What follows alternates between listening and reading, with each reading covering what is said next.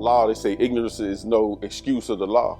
So we cannot be blissful in ignorance. So potential, when I think of potential, we all have potential. Everyone has potential, right? But will you push yourself, and will you manifest that will? Will you be determined? Will you be passionate about something and go to the next level? Les Brown says, the graveyard is full of potential. People died with potential. So potential is not enough.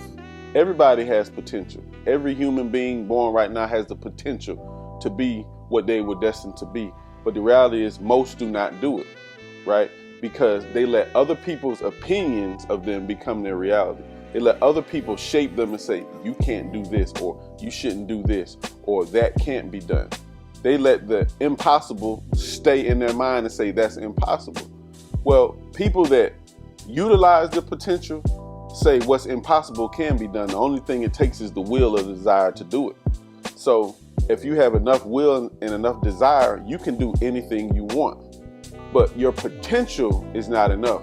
You have higher faculties, you have higher abilities, will, perception, and you have to master those things and hone those things and work on those things and work on intuition. And that starts with creating a better environment for you, creating a better workforce, creating a better team of people to support your business and help you go to the next level.